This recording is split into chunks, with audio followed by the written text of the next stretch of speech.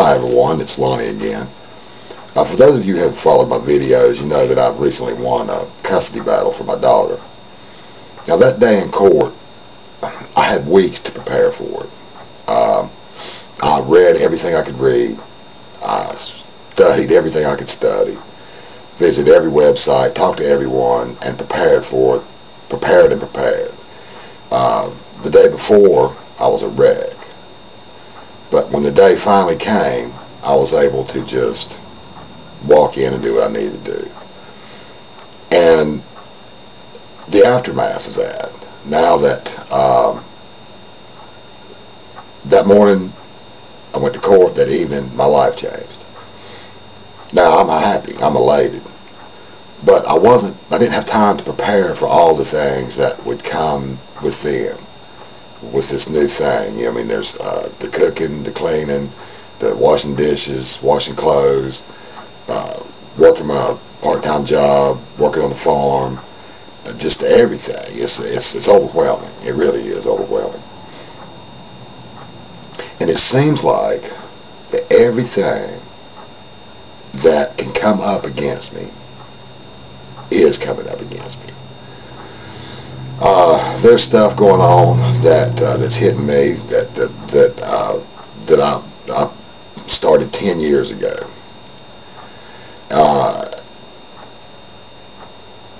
And it worries me to some degree. But I believe that there's something. And in my case, I believe it's the enemy, random chance, whatever you want to call it. But something that does not want you to move on to the next level, so that when you get ready to move on, there'll be every obstacle that can be thrown in your path will be thrown in your path. I've heard it said, and I believe, that people stop 10 foot short of their goal. That they will decide to do something, they will try to do it, they'll work towards it, and then they'll say, well, you know, it's probably not going to happen, and they quit. And 2 days before it would have occurred. I really believe that people just quit trying before the time is up. You know, they quit fighting before the fight is over. When I went to CRC, Crisis Recovery Center, everything was against me. But the bills were behind, the electric bill was behind, the water bill was behind, everything was behind. When they asked me if I could take 3 to 5 days out of my life and go be behind closed doors with no drugs, no alcohol, every fiber of my being said, don't do it, do not do it. But just by dogged perseverance and this one thought, I knew that everything was darkest before the dawn. That's why I believe that everything is darkest before the dawn. And I believe that the enemy will try his hardest to get you to stop just before you're getting ready to move on. And that was stuck in my head. And armed with that knowledge and just sheer perseverance and the thought also that I had no choice, I did it, and it was the best thing that had happened to me in years and years. I was diagnosed with anxiety. I got medication for it. I mean, it really was the turning point of my life. I mean, at that moment, I mean, it went from dark to day, just in one setting. But where I'm at now, with all these new things, anxiety has a tendency to make you, we run from our problems. We avoid situations in which we're going to be tense or anxious, and we avoid them. I mean, that's our nature, or it's the nature of the beast. I'll say that it's the nature of the beast. And the problems that I have now is the challenges that I'm faced with. There's nowhere to run. There's nowhere to hide. These things have to be faced head on. And it's like that level of excellence that I achieved in the courtroom that day is now,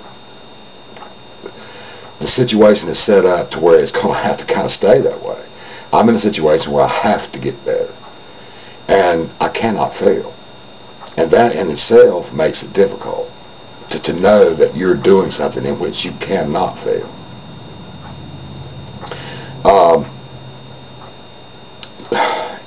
It's my analogy for this is if you were in the woods and you fell and hurt your leg or broke your leg. Well, you'd lay there, your legs hurt. What are you going to do? You're worried about starving to death. You're worried about somebody finding you. Well, if a grizzly bear got after you, you'd figure a way to move. Your adrenaline would start rushing. The pain would dissipate long enough for you to make an escape, to make a move. And that's what happened to me then. A grizzly bear got after me. I was in a situation where I had to move or die. Now, where I'm at now in my life, with these challenges that I'm facing, there's no books to read. There's no path to follow. There's no yardstick to measure myself by. This is completely and totally new territory. And if there is a book out there, guys, that you know of, please let me have it, because I need, all the help I can get. But another tendency of anxiety is to believe that you are alone. You are alone. No one else has ever gone through this. No one else has ever done this. And you are by yourself and alone. You have to do it all by yourself. Now, another tendency is to push the people away from you that could possibly help when you start really shutting down. But, that's not the situation here. But in this situation, to some degree, I am alone. Because if there is anyone that I could turn to for help in getting ready and doing what I'm having to get ready to do, I'm going to have to get better somewhere. And there's no one I can turn to for help on that. I don't know who it would be if it was. But I'm reminded of a story. Well, it's not a story, it's a fact. When a caterpillar turns into a moth or a butterfly, right? They're in a cocoon and they're going through changes. And when it finally comes time to come out, they tear a little hole inside the cocoon and they work themselves through. They squeeze out through that little hole. And if you've ever seen a video of it, it makes you want to reach down there and just tear it open for them so they can get out, But as it turns out, that's part of their metamorphosis. They have to squeeze through that tiny hole.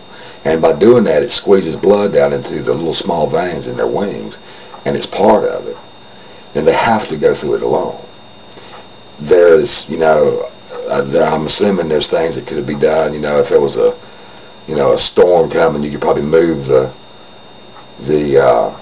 cocoon to a new location and it wouldn't harm them. But when they have to go through that thing, they have to go through it and they have to do it alone. And I think that is kind of what life is, a series of metamorphoses. You can get help up to a certain point, but when it comes time, you have to go through the final part of it yourself in order to move to the next level.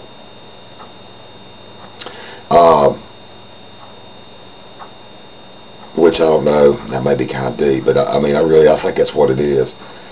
As I speak now, that's what I will be doing. Hopefully, when I get on the other side of it, maybe then I can offer my advice to someone else, who's getting ready to go through it. Because, as I've said on so many videos, helping others is, in the final analysis, that's all it comes down to. Then if that's the fundamental principle in the Bible. It's just the way of life. It's nature. It's however you want to say it. It all boils down to helping other people, because there was so many years there I couldn't do it. But anyway, metamorphosis, struggling. One other thing is that, I don't know how much of what I'm going through right now is actual, that should be felt and dealt with, and how much is blown out of proportion by this dragon that I have inside me, that I struggle with, that we all struggle with. But anyway, I believe that will cover it for today. I just, I'm just at a stage here, guys. And I'm sharing it with you because I think we all go through them, and maybe, if you're going through one or have gone through one, I don't know. Anyway, I never know how to end, as I've said every time, but I'll just cut it and end it here. Hopefully, I won't run over the 10-minute mark. But anyway, guys, hang in, keep the faith, and have a great day.